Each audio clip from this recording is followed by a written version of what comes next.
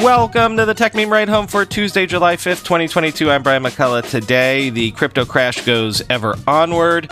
Klarna is going on a reality TV show called Now That's What I Call a Haircut. The hackers have come for the Chinese surveillance state. The World Cup is going to have robots call offsides. And Steve Jobs is getting the Presidential Medal of Freedom.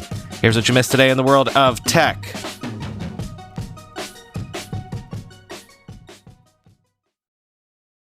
Well, now, what did I miss? Okay, let me see how quickly we can run through this. While I was gone, Three Arrows Capital filed officially for Chapter 15 bankruptcy, protecting its U.S. assets from creditors while a Virgin Islands court carries out a liquidation. Voyager Digital temporarily suspended trading, deposits, and withdrawals, citing market conditions after issuing a default notice to Three Arrows Capital in June on a $650 million loan. BlockFi said it agreed to an option to be acquired by FTX for up to $240 million. The deal also includes a $400 million revolving credit facility from FTX. So again, Sam Bankman-Fried doing the JP Morgan thing. Now, that $240 million is down from the $4.8 billion that BlockFi was valued at in, 6 months ago, and the original rumor was that it was going to be sold for a mere $25 million, so better than that, I guess. What about this morning? Well, crypto lender and exchange Vold has paused withdrawals, trading, and deposits, and says it's exploring a restructuring after users withdrew $197.7 million plus since June 12th. I'll quote from this one since it's the most timely, from TechCrunch. The 3-year-old startup, which counts Peter Thiel-backed Valar Ventures, Coinbase Ventures, and Pantera Capital among its backers, has raised about $27 million, said it is facing financial challenges amid the market downturn, which it said has prompted customer withdrawals of about $198 million since June 12th. Vold founder and chief executive Darshan Basija said the startup is exploring restructuring options and is engaged with Kroll for financial advice and others for legal advice in India and Singapore. Vold enables customers to earn what it claims to be the, quote, industry's highest interest rates on major cryptocurrencies, end quote. On its website, it says it offers 12.68% annual yields on staking several so-called stablecoins, including USDC and BUSD, and 6.7% on Bitcoin and Ethereum tokens. The platform allowed customers to borrow against their tokens and also facilitated several other trading services. On its website, Vold said it offers users the ability to borrow up to an LTV, loan to value, of 66.67% against their tokens and instantly approves their loans. Like several tech stocks, many crypto tokens have tumbled over 70% in value in the past 6 months. We seek the understanding of customers of the Vold platform that we will not be in a position to process any new or further requests or instructions in this regard. Specific arrangements will be made for customer deposits as may be necessary for certain customers to meet margin calls in connection with collateralized loans. Bathija wrote today. The announcement follows Vold cutting its workforce by 30% 2 weeks ago. The move comes as a surprise, however. On June 16th, Bathija assured Vold customers that the platform had no exposure to Celsius, another lending startup that is facing increasing financial challenges, and Three Arrows Capital, one of the high-profile crypto hedge funds that filed for Chapter 15 bankruptcy over the weekend, end quote. What else on this beat? Radio Shack was purchased by private equity firm REV in 2020, and it has reintroduced itself as a crypto exchange, trying to attract users with a stream of often profane tweets, which, okay, I guess any timing is better than no timing. I will note this, though, because it's interesting. After 3AC's collapse, centralized lenders with exposure to Three Arrows have been failing, while their decentralized counterparts have thus far been liquidating collateral relatively successfully and continue operating. So, does it turn out decentralized exchanges actually work? I'm going to quote now from an interesting essay from Entrepreneur's Handbook that goes in depth into this in greater detail, but here's the conclusion, quote, when it comes to the crypto lending companies, their only value rests in their client list and a tiny fraction of good loans. If these clients can be retained and sold additional crypto financing products, then it might make sense to purchase the crippled centralized crypto lender for a song and assume their liabilities. Their radioactive loan books might contain a few properly underwritten loans, and those loans can be purchased at attractive prices. The problem is that the longer these lenders go without a lifeline, the less likely it becomes that they will ever reopen and allow their retail depositors to withdraw. The time pressure to conduct due diligence on these opaque entities makes it even harder to accurately assess whether the crypto barons will part with their capital and save these sinners. Surely the Fed or another central bank could bail out these hedge funds and companies, but these entities dealt in crypto. These entities are not part of the club of TBTF financial institutions and shall therefore die an ignoble death.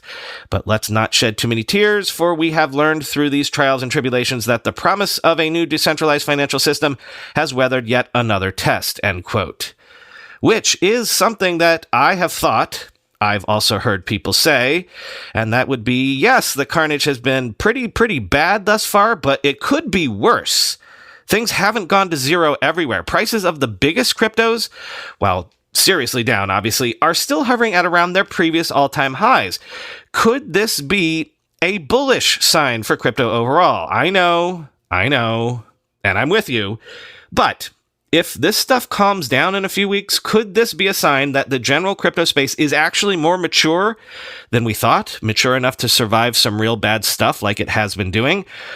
Of course, the counter to that argument is the point that I made last week. How can you survive as an industry if you constantly slaughter your early adopters and biggest fans?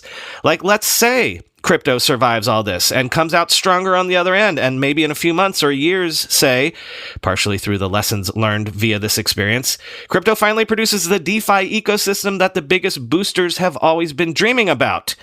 How, even if that happened, would you convince people that it's safe to give it a try again?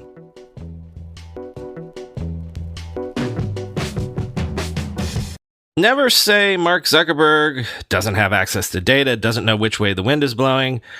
I'm joking. Meta got out of crypto early, but probably for unrelated reasons other than Mark's gift at prognostication. They were basically pushed out of crypto, right? But further confirmation of all this, Meta will shut down Novi, its digital wallet pilot, on September 1st. Users will no longer be able to add money to their accounts starting July 21st. Quoting Bloomberg, both the Novi app and Novi on WhatsApp will no longer be available, the company said on the website. Starting July 21st, users will no longer be able to add money to their accounts, Novi said, advising users to withdraw their balance as soon as possible. Users won't be able to access their transaction history or other data after the pilot ends. The company does plan to use Novi's technology in future products, such as its Metaverse project. A company spokesperson said in an email, quote, "We are already leveraging the years spent on building capabilities for Meta overall on blockchain and introducing new products, such as digital collectibles," Meta said in the statement. "You can expect to see more from us in the Web3 space because we are very optimistic about the value these technologies can bring to people and businesses in the metaverse," end quote. Meta launched Novi's pilot back in October of last year amid scaled-back ambitions to dominate the crypto remittances space. Instead of a new Diem token Meta once backed, Novi ended up using Paxos Trust USDP stablecoin to allow wallet users from parts of the US and Guatemala to conduct transactions. Coinbase Global was safeguarding the funds, end quote.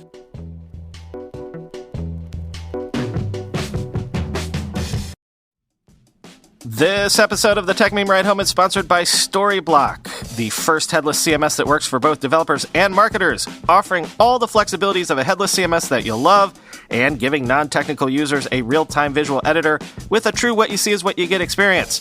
Storyblock's unique component-based approach allows you to reuse your well-structured content easily and work in a framework-agnostic environment. You can create and nest modular components without any limits, fill them with content, and customize them to any degree you want. What's great is that you don't have to worry about constantly supporting content editors. The visual editor allows all non-technical users to preview every single change in real time before publishing them. Storyblock has everything you need to build better digital experiences: limitless technology support, great localization and internationalization capabilities, extendability with a robust plugin system, e-commerce integrations, and so much more. This is why more than 120,000 projects across more than 130 countries are currently run using Storyblock, from solo developers to SMEs and large enterprises like Netflix, Adidas, and T-Mobile. Go to storyblock.com/ridehome. That's Storyblock with a K at the end. Storyblock.com/ridehome to test it out for free. In the modern workplace, employees log in and out of countless websites, services, and apps every day. How many of your coworkers use password 123 for every system? How many teams share credentials on a spreadsheet or via email? According to the Verizon Data Breach Investigation Report, 81% of corporate data breaches are due to weak or stolen passwords. Keeper Security's enterprise password management platform enforces strong passwords and makes it easy for teams to securely share credentials. Keeper locks down login details, infrastructure, credentials, confidential documents, and more in a patented zero-knowledge vault. Plus, it takes less than an hour to deploy. Sign up for a Keeper free trial for your organization today and get a free 3-year personal plan. Get started by visiting keepersecurity.com/techmeme. That's keepersecurity.com/techmeme. Now, this is a haircut. Sources say that Klarna is nearing a deal to raise $650 million, mostly from existing investors led by Sequoia Capital, but at around a $6.5 billion valuation, which is down from the $45.6 billion valuation back in June of last year. Quoting the Wall Street Journal, the company's services boomed during the pandemic as consumers flocked to online shopping. So did its valuation, which soared through several funding rounds from $5.5 billion to $31 billion and eventually $45.6 billion. The valuation surge made Klarna one of the world's most valuable fintech companies and turned its CEO and co-founder, Sebastian Siemiatkowski, into a paper billionaire. Klarna is licensed as a bank in Sweden, and the fundraising was also necessary to keep up with the more stringent Swedish bank capital requirements, the Wall Street Journal reported last month, citing people familiar with the company. Klarna's fundraising is being closely watched in Silicon Valley as a signal of the amount of pain investors will have to take in the broader tech swoon. Venture capital firms often base the value of their investments on a company's most recent funding round, end quote. However, I want to point out that this is a classic example of how this sort of markdown is often based on comparable valuation, especially in the public markets. The 85% drop in Klarna's valuation, if this goes through, is in line with what we've seen from their competitors. Affirm and PayPal are down around 75% from their highs. They're both publicly traded and theoretically are more mature, however. And then, of course, you have the example of Fast going completely to zero. So frankly, an 85% haircut actually maths out. Quoting Gavin Daly on Twitter, the funny thing is, I'd be delighted if I founded/owned/ran a company worth $6.5 billion, but they're probably not feeling like that right now, end quote.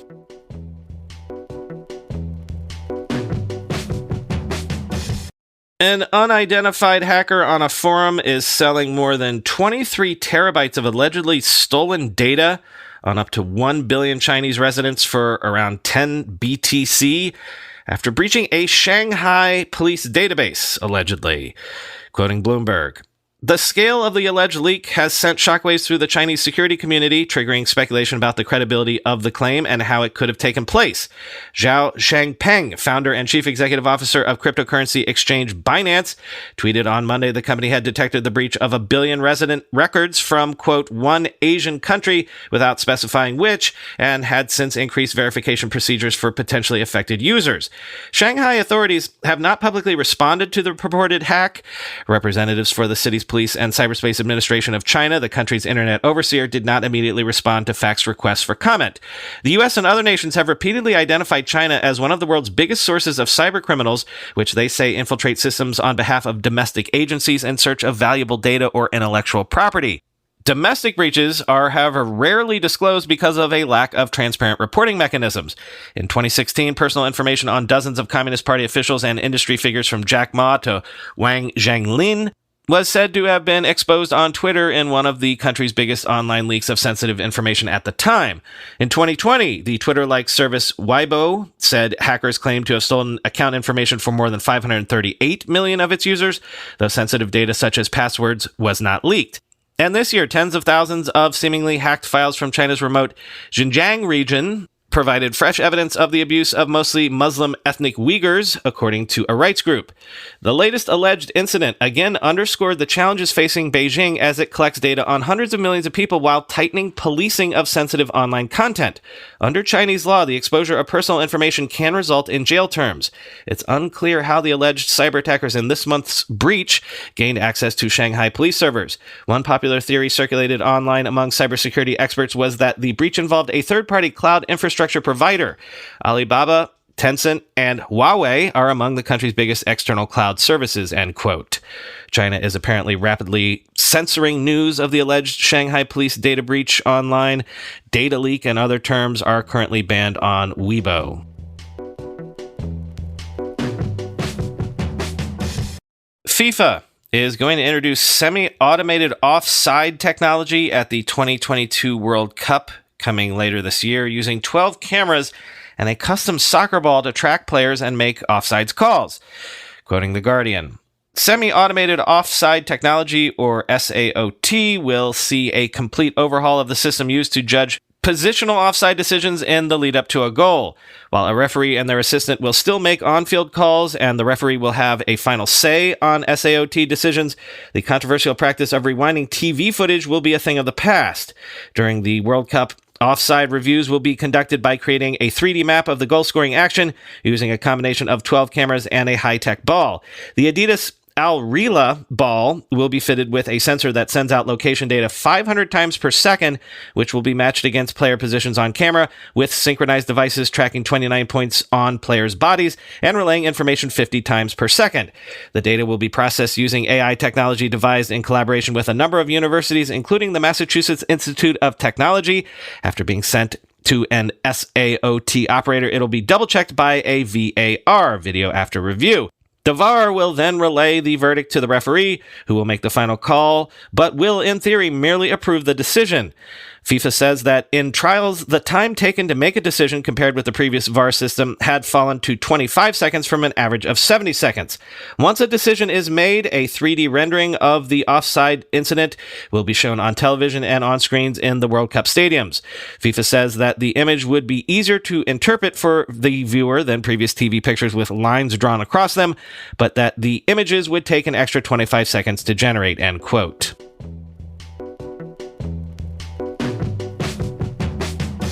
Of all the recent security updates I've been telling you about, maybe this is the one that would affect most of you listening, or the largest number of you, I suppose. Google has released a Chrome update for Windows to address a high-severity zero-day vulnerability that has been exploited in the wild. It's the fourth Chrome zero-day patch so far this year, quoting Bleeping Computer. The zero-day bug fixed today is a high-severity heap-based buffer overflow weakness in the WebRTC component, reported by Jan Wojciech of the Avast Threat Intelligence Team on Friday, July 1st. The impact of successful heap overflow exploitation can range from program crashes and arbitrary code execution to bypassing security solutions if code execution is achieved during the attack.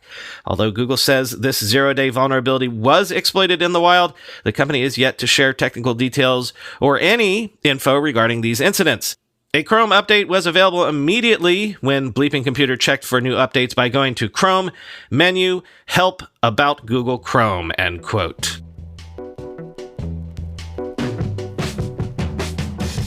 Finally today, President Biden is going to award a posthumous Medal of Freedom to Steve Jobs for changing the way the world communicates and transforming the computer, music, and film industries. Quoting 9to5Mac. For full context, the Presidential Medal of Freedom is the highest civilian honor in the United States. It is presented to those who have, quote, exemplary contributions to the prosperity, values, or security of the United States, world peace, or other significant societal, public, or private endeavors, end quote. Jobs passed away on October 5th, 2011, after a battle with pancreatic cancer. Posthumous Medals of Freedom are rare but not unheard of. This year, other posthumous recipients include John McCain and Richard Trumka. The awards will be presented at the White House on July 7th. The announcement does not make mention of who will be in attendance in representation of Steve Jobs. We would assume that it would be Laurene Powell Jobs, the widow of Steve Jobs, end quote.